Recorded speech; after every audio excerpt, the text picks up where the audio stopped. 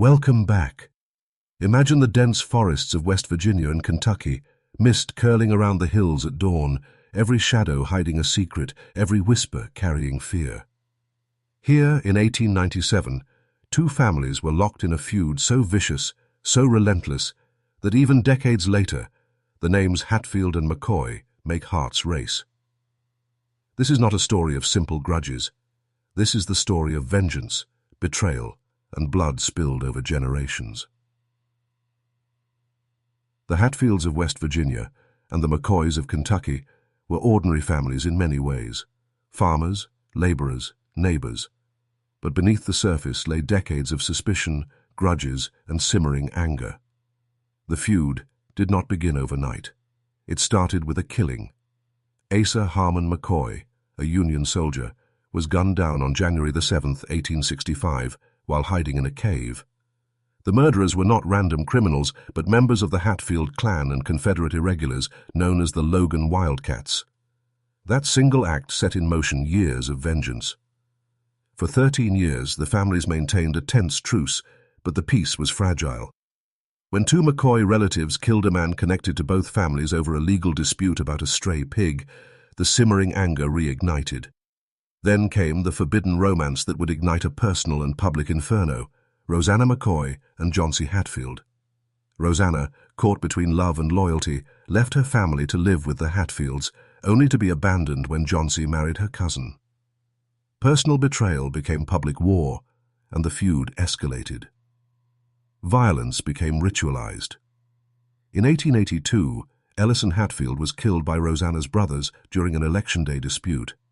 The Hatfields responded with calculated vengeance, killing the three brothers while they were in the custody of law enforcement. Headlines across the nation chronicled the horrors, as the feud claimed more than a dozen lives in less than a decade. Families lived in fear, neighbors watched with apprehension, and the hills themselves seemed to echo the gunfire and cries of those caught in the crossfire. It was more than a family feud. It was a war fought in shadows and whispers, in cabins and forests, where law enforcement struggled to maintain control and loyalty could mean death. The names of the killers and victims are etched into history, but the human cost, fear, grief, and the relentless cycle of revenge was immeasurable. Next, we step into the deadly New Year's night massacre, when the Hatfields descended on the McCoys in a blaze of fire, betrayal, and unthinkable violence. The winter of 1888 brought one of the darkest chapters in the Hatfield-McCoy feud. The Hatfields, led by Wall Hatfield and a group of loyal accomplices, planned a night of terror. Their target, the McCoy family cabin, where Randolph McCoy and his loved ones slept, unaware of the danger creeping toward them. Under the cloak of darkness, the Hatfields surrounded the cabin, armed and ready. Gunfire erupted, shattering the cold night air. Randolph McCoy made a desperate escape, fleeing into the forest, but his wife and children were not as fortunate. Two of his children were killed, and his wife was brutally beaten. The cabin was set ablaze, smoke and fire consuming the home as a horrifying testament to the hatred that had festered for decades. Law enforcement intervened quickly, arresting Wall Hatfield and 8 others. 7 were sentenced to life imprisonment, but Ellison Cotton-Top Mounts was executed by hanging, the only Hatfield to meet death for this massacre. Yet even this did not end the feud. The Hatfields and McCoys remained locked in a relentless cycle of vengeance, their animosity spilling into every courtroom and every forested path between their homes. The massacre was more than a violent episode. It was a declaration. It signaled that the feud had transcended ordinary disputes and had become a war where no law could protect the innocent. Every day was a gamble for survival, every neighbor a potential enemy, every hill a witness to hidden killings. The violence left scars not only on the families, but on the entire region, as locals lived under constant fear of retaliation. Next, we will uncover the tragic love story of Rosanna McCoy and John C. Hatfield, a romance that inflamed hatred and set the stage for some of the most personal acts of revenge in American history. In the midst of decades-long bloodshed, a forbidden romance began to weave its dangerous thread through the Hatfield-McCoy feud. Rosanna McCoy, a young woman of the Kentucky McCoys, found herself drawn to John C. Hatfield, the charismatic son of Devil Anse Hatfield. Their love was more than just a private affair. It was a spark that threatened to ignite the long, smouldering fire between two warring families. Rosanna's decision to leave her family to live with the Hatfields in West Virginia was shocking. To the McCoys, it was betrayal. To the Hatfields, a prize that validated their dominance. But love in the shadow of violence rarely follows reason. Johnson's affections proved fleeting. Despite Rosanna's pregnancy and loyalty, he abandoned her, ultimately marrying her cousin. The heartbreak was compounded by the already tense atmosphere of revenge and suspicion. What had begun as a personal matter now fueled public hatred, as the romance was seen as an insult and provocation by both sides. This tragic love story did not exist in isolation. The feud's violent rhythm continued unabated. In 1882, Ellison Hatfield, De Valance's brother, was killed by 3 of Rosanna's brothers during an election day altercation. The deaths were swift, brutal, and public, a stark reminder of how ordinary disputes could turn lethal in the hills of West Virginia and Kentucky. The Hatfields responded in a calculated act of vengeance. While in the custody of law enforcement, the 3 brothers were executed, a grim demonstration that no legal system could contain the fury and vendetta driving these families. Rosanna, caught between love and loyalty, became a tragic symbol of the feud's human cost. Her heartbreak reflected the broader reality of a region where every relationship, every family tie, and every personal choice could be politicized into the feud. For the young woman, life became a series of impossible decisions, her personal tragedy intertwined with the public violence that dominated headlines nationwide. The story of Rosanna and Johnsy also revealed how the feud transcended simple grudges. It became about control, pride, and the perception of honor. Their romance, once a matter of private affection, became an act of defiance that provoked violence and reinforced the idea that in this corner of America, even love could be deadly. Families who once argued over land, pigs, or politics now fought over a woman's heart, making personal vendettas inseparable from public bloodshed. By the end of the 1880s, the feud had escalated into a complex web of killings, betrayals, and heartbreak. Rosanna's story is a chilling reminder that in the Hatfield-McCoy feud, there were no innocent bystanders. Every life was touched by the shadow of vengeance. And yet, amidst all this tragedy, the love between Rosanna and Johnsy remains a haunting footnote, a testament to how human emotion can inflame and intersect with violence in ways both personal and devastating. Next, the feud reaches its most notorious point, the brutal New Year's night massacre, where fire, blood, and revenge would collide in one night that changed the families forever. The winter of 1888 brought the Hatfield-McCoy feud to a horrifying climax. The Hatfields, driven by years of simmering hatred, sought retribution against Randolph McCoy and his family.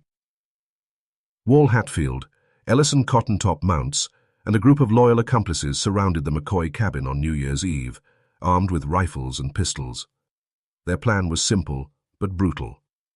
Draw Randolph into the open and punish his family in a calculated display of vengeance. As the night unfolded, gunfire shattered the cold silence of the Appalachian hills. Randolph McCoy narrowly escaped, fleeing into the darkness while his wife and children bore the brunt of the attack. 2 children were murdered in their beds, their lives extinguished in an instant. His wife was viciously beaten and left for dead amidst the chaos. To the Hatfields, this was not cruelty for cruelty's sake. It was a methodical act of intimidation, a message that betrayal, even perceived betrayal, would not go unpunished. The McCoy cabin was set ablaze, flames consuming wood and straw as smoke filled the frigid night air. Neighbors, horrified and powerless, watched from a distance. The massacre became an immediate national sensation, shocking newspapers and citizens alike. For the people of West Virginia and Kentucky, it was a stark reminder that in these hills no home was truly safe, and the feud could touch anyone at any time. Law enforcement finally intervened, arresting Wall Hatfield and 8 accomplices. 7 received life sentences, but Ellison Cottontop Mounts was executed by hanging, marking the only capital punishment carried out for the massacre. Yet even the law could not fully contain the fury between the families. Retaliation and distrust remained woven into the fabric of both communities, leaving scars that would last generations. The massacre was more than a single violent episode. It was a turning point. It demonstrated the deadly consequences of pride, loyalty, and family honor taken to extremes. For the Hatfields and McCoys, it reinforced the notion that vengeance was a family duty and that the cycle of bloodshed would not end until one side was completely broken. Every hill, every forest path, every cabin became a potential battlefield. The night also highlighted the fragility of law and order in rural Appalachia. Officials struggled to maintain control as residents took sides, offering shelter, information, or supplies to their chosen clan. The feud was no longer a private matter. It was a public spectacle of terror, morality, and unchecked aggression. Families learned to fear the very shadows around them, and every visitor, neighbor, or stranger became suspect. Next, we explore the aftermath of the massacre, the trials, the hangings, and how justice struggled to contain a feud that law alone could not end. The violence of the New Year's night massacre demanded attention, and for the first time, law enforcement sought to impose order on a feud that had long operated beyond its reach.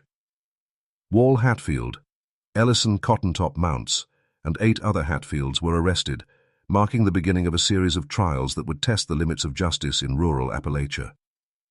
But the courts soon discovered that legal authority alone could not contain decades of hatred. The trials were tense, chaotic affairs, drawing national attention. Newspapers chronicled every testimony, every accusation, and every act of vengeance that surfaced in the courtrooms. Witnesses were fearful. Some recanted under pressure, while others remained silent out of loyalty to their families. Ellison Cottontop Mounts became the focal point of the proceedings. The evidence against him was overwhelming, and in 1889 he was sentenced to hang. Mounts's execution sent shockwaves through the region, signaling both a warning and a temporary pause in the bloodshed. 7 other Hatfields were sentenced to life imprisonment, a verdict that temporarily quelled the most immediate violence. Yet even behind bars, the feud's influence persisted. Families remained distrustful, ready to retaliate at the slightest provocation. Courts found themselves repeatedly entangled in disputes, as each legal decision seemed to spark new confrontations rather than resolve old ones. For the McCoys, the trials were bittersweet.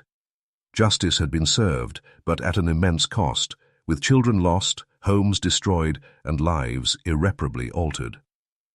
The Hatfield-McCoy feud had proven that personal vendettas and family honor often outweighed the authority of law.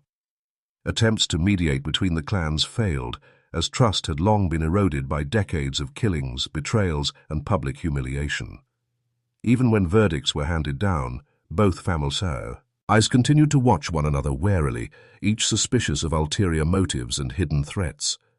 In this world, legal justice was only a partial remedy. The full resolution remained beyond the reach of any judge or sheriff. By 1901, the final major trial concluded with John C. Hatfield, once Rosanna McCoy's lover, facing the consequences of his involvement in the ongoing feud.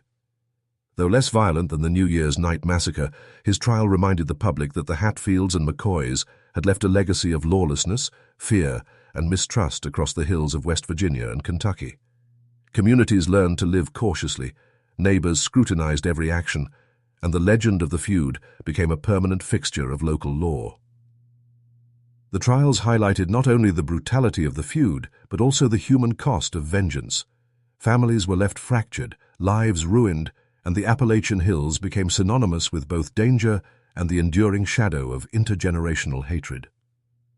The Hatfield-McCoy conflict would continue to echo through history, remembered not for any legal resolution, but for the relentless cycle of violence that law alone could not break. Next, we uncover the personal stories behind the feud, the children, the heartbreak, and the quiet lives destroyed long before any headline captured the chaos. While the headlines captured the violent confrontations between the Hatfields and McCoys, the true tragedy lay in the lives quietly destroyed behind closed doors. Children grew up knowing that every stranger could be a threat, every neighbor a potential spy. Homes that should have been safe havens became prisons of fear as the shadow of the feud loomed over daily life. For the McCoy children, the New Year's night massacre left scars that could never heal. 2 siblings were murdered in cold blood, and the surviving children witnessed acts of violence that would haunt them for the rest of their lives. Fear became second nature. Every creak of the floorboards, every rustle in the night could signal the approach of a Hatfield seeking revenge. Education, play, and simple joys were sacrificed to survival. The children were forced to grow up fast, learning that family loyalty could demand unimaginable sacrifice. Rosanna McCoy's tragedy was equally profound. Rejected by the man she loved and caught in the midst of a war she could not escape, she became a symbol of how personal lives were consumed by the feud. Her dreams, her love, and her autonomy were all casualties of the ongoing cycle of vengeance. Families who tried to maintain normalcy found themselves unable to escape the shadow of hatred. Weddings, births, and even simple gatherings carried the risk of violence, and every event became a potential flashpoint in the ongoing conflict. Even adults who had no direct involvement in killings lived under constant threat. Farmers walking to their fields, women tending to livestock, and merchants traveling between towns had to remain vigilant, knowing that one wrong word or misunderstood gesture could trigger deadly retaliation. Fear was woven into the fabric of everyday life, and psychological scars rivaled physical ones. Communities were divided, friendships fractured, and suspicion became instinctive. The feud also disrupted the social and economic life of the region. Trade, travel, and communication suffered, as people feared entering territories dominated by the rival family. Isolation became both a protective measure and a source of deeper tension, as news traveled slowly and rumors fanned the flames of mistrust. Entire valleys seemed locked in an invisible war, where ordinary disputes might escalate into violent encounters at any moment. Through it all, one truth emerged. The Hatfield-McCoy feud was not merely a historical curiosity. It was a study in how hate, vengeance, and obsession could consume human lives completely. The bloodshed that captured national headlines was only part of the story. The unseen pain, the ruined childhoods, and the quiet despair painted a far more devastating picture. Next, we examine the efforts to finally end the feud. Mediators, lawmen, and the slow, uneasy path toward peace that tested the patience and will of both families. By the late 1880s, the Hatfield-McCoy feud had escalated into a relentless cycle of retaliation, murder, and fear. The violence had left the Appalachian hills scarred, and communities were desperate for a resolution. Local authorities, unable to control the bloodshed, called upon mediators to intervene and broker a fragile peace between the two warring clans. These mediators, often clergy, respected local leaders or federal officials, faced an almost impossible task. Decades of distrust and hatred ran too deep for simple negotiation. Every suggestion of compromise was met with suspicion, and even attempts at reconciliation could trigger renewed violence if perceived as favoritism. Meetings were tense, conducted under the watchful eyes of armed family members, and often ended without agreement. Even a minor disagreement over land or livestock could reignite hostilities, demonstrating how fragile any truce truly was. The Hatfields and McCoys were bound not just by geography, but by generations of grudges. Mediators sought to separate disputes from family pride, arguing that justice could be served through the courts rather than through vengeance. Yet for many, the notion of justice had been replaced by the unyielding principle of honor. To back down or accept a rival's terms was to risk shame and social humiliation, and in this world, shame could be more dangerous than bullets. Despite the challenges, some progress was made. By the mid-1890s, a tentative calm emerged, aided by key family members who had grown weary of the endless bloodshed. Randolph McCoy, older and burdened by grief, began to accept the possibility of coexistence, while Devilance Hatfield recognized that continued conflict could threaten not only his family, but the survival of his community. Small agreements were reached, boundaries were respected, livestock disputes handled more peacefully, and some feuds settled through negotiation rather than violence. The fragile peace, however, was never complete. Sporadic acts of revenge and lingering resentment reminded everyone that the feud could flare up at any moment. Families remained vigilant, understanding that a single insult, theft, or accusation might undo months of careful mediation. In many ways, the feud had become a way of life, a constant backdrop against which daily existence unfolded. Yet the period of uneasy peace marked an important turning point. It demonstrated that even the most entrenched hatred could be tempered, however slightly, through patience, diplomacy, and the intervention of neutral parties. The Hatfield-McCoy feud, once an unstoppable torrent of blood and terror, was gradually transitioning into a historical memory, even as its lessons about loyalty, vengeance, and human stubbornness endured. Next, we explore the legacy of the feud, the legends, the stories passed down through generations, and how Hatfields and McCoys became symbols of vengeance and endurance in American folklore. Even as the violence between the Hatfields and McCoys began to subside in the late 1890s, the story of their feud refused to fade. Across Appalachia and throughout the United States, the families became symbols, embodiments of vengeance, stubborn pride, and the dangers of letting honor outweigh reason. Newspapers chronicled their battles, and storytellers turned real events into folklore that would be told for generations. For the people of West Virginia and Kentucky, the feud became more than a family matter. It became a cautionary tale. Parents warned their children about the consequences of anger and betrayal, recounting the murders, the massacres, and the ruined lives of innocent victims caught in the crossfire. The names Hatfield and McCoy evoked fear, respect, and fascination simultaneously, and the hills themselves became legendary for the violent events that had unfolded there. The legacy extended beyond fear. Songs, poems, and eventually books recounted the saga, embellishing some events while remaining faithful to the human drama at the heart of the conflict. Rosanna McCoy's tragic love story with John C. Hatfield, for instance, became a poignant subplot in the broader narrative of hatred and revenge. Communities preserved the cabins, the forests, and the paths that had witnessed gunfire and death, creating historical sites that drew curious visitors eager to witness where history had unfolded in such brutal detail. Yet the feud's enduring legacy was also a warning about the human cost of vengeance. Generations of both families bore the scars of the conflict, psychological, emotional, and social. Children who grew up hearing stories of killings and massacres internalized a culture of fear, suspicion, and inherited enmity. Even after mediation and arrests, the stories of retaliation and loss shaped their perceptions of family, loyalty, and morality. Naciona. Ellie, the feud became a symbol of the challenges faced by law enforcement in rural America during the late 19th century. The inability of authorities to immediately stop the killings highlighted the limits of legal power against cultural traditions, family pride, and the code of honor that governed these communities. The Hatfield-McCoy feud illustrated how personal grudges, once allowed to fester, could escalate into generational conflicts with devastating consequences. Ultimately, the story of the Hatfields and McCoys transcended the individual acts of violence. It became a narrative about humanity's capacity for loyalty and vengeance, love and betrayal, and the ways in which family honor can both protect and destroy.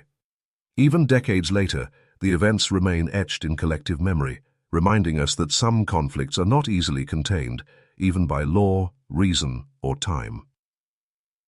Next, we delve into the final years of the feud, when age, exhaustion, and the weight of history finally forced both families to confront the possibility of lasting peace. By the turn of the century, the relentless cycle of revenge between the Hatfields and McCoys had begun to take its toll. Decades of bloodshed had left deep emotional scars on both families, and the younger generations, weary of violence, started questioning the necessity of continued enmity. Life in the Appalachian hills was harsh, and survival depended not only on physical strength, but also on the ability to maintain alliances, avoid traps, and navigate a community fractured by fear. Elders on both sides, particularly Devil Anse Hatfield and Randolph McCoy, began to recognize that endless retaliation threatened more than just individual lives. It endangered the survival of their families as a whole. The younger Hatfields and McCoys had grown up amidst terror, learning that every interaction could spark bloodshed. The exhaustion of constant vigilance and mourning made the possibility of peace appear increasingly appealing, though old grudges did not fade easily. During this period, sporadic violence still occurred, often fueled by misunderstandings or lingering resentments. Yet there were signs of restraint. The families learned to communicate indirectly through mediators, negotiate disputes without immediate recourse to guns, and sometimes even avoid confrontation entirely. Slowly, The mountains that had once echoed with gunfire and screams began to experience stretches of quiet, as reason and fatigue began to temper vengeance. The courts also played a role in guiding the families toward resolution. By finalizing trials, enforcing prison sentences, and mediating property disputes, law enforcement helped establish boundaries that even the most obstinate members had to respect. While some Hatfields and McCoys remained defiant, the collective memory of lost siblings, murdered children, and ruined homes weighed heavily on both sides. The younger generations inherited the knowledge that continued feuding would not honor their ancestors, but only perpetuate suffering. By 1901, with John C. Hatfield's trial marking the last major legal confrontation between the families, the era of relentless violence effectively came to an end. Both clans, battered by loss and aware of the futility of continued revenge, began tentatively rebuilding their lives. Social interactions slowly resumed across the border, trade and communication improved, and the hills that had been silent witnesses to bloodshed began to serve as a place of cautious coexistence. Yet the Hatfield-McCoy feud never fully disappeared. Its stories remained alive in memory, folklore, and conversation. The families had survived, but the shadow of the feud lingered, a reminder of how easily pride, honor, and vengeance could consume generations. The mountains, once a battleground, now stood as monuments to endurance, resilience, and the tragic human cost of refusing to forgive. Next, we explore how the feud entered American legend, how newspapers, books, and folklore immortalized the Hatfields and McCoys, turning real bloodshed into the cautionary tales we remember today. Though the last shots had long been fired and the final trials concluded, the Hatfield-McCoy feud refused to fade from public consciousness. Over time, newspapers, books, and oral storytelling transformed the brutal reality of the feud into legend. Across the United States, the names Hatfield and McCoy became synonymous with vengeance, stubborn pride, and the perils of family loyalty taken to extremes. The story of the feud captured the imagination of a nation still fascinated by the untamed hills of Appalachia. Journalists of the late 19th century reported the murders, massacres, and court trials in lurid detail, often emphasizing the romantic and tragic subplots such as Rosanna McCoy and John Hatfield's doomed love. These accounts sensationalized the events, but they also preserved the human drama at the heart of the conflict, the grief, the fear, and the unrelenting pursuit of revenge. Folklore grew from these reports, with songs, poems, and stories passed down through generations. The feud became more than history. It was morality play, cautionary tale, and cultural touchstone all at once. Children learned about the Hatfields and McCoys as a lesson in the dangers of pride and violence, while adults reflected on how vendettas can consume entire communities. Even today, the names conjure images of forested hills, hidden rifles, and the enduring question of how far one will go to defend family honor. For the Hatfields and McCoys themselves, the transition from living feud to legend was complicated. Survivors of the violence sought to rebuild their lives, reconcile internally, and move forward while carrying the weight of their ancestors' actions. Some family members embraced the fame of their lineage. Others quietly sought to live in peace, knowing that the world had forever associated their names with bloodshed. Both families endured, demonstrating resilience, despite the devastation that had shaped their history. The feud also left a lasting mark on the wider region. Communities adapted to the cautionary lessons it offered, learning the value of mediation, legal intervention, and the cost of unbridled vengeance. The mountains and valleys of West Virginia and Kentucky, once battlefields, became symbols of survival, endurance, and the tension between human nature and societal law.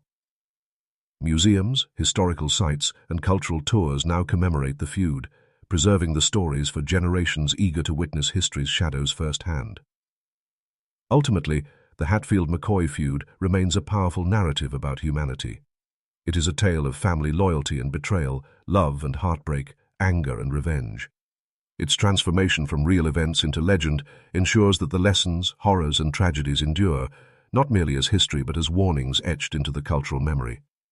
Through the bloodshed, trials, heartbreaks, and eventual uneasy peace, the story reminds us that choices, even those made for honor or survival, can ripple across generations, leaving echoes that endure long after the guns have fallen silent.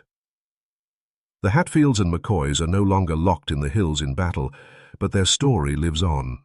A testament to the devastating power of vengeance, the fragility of peace, and the enduring complexity of human nature.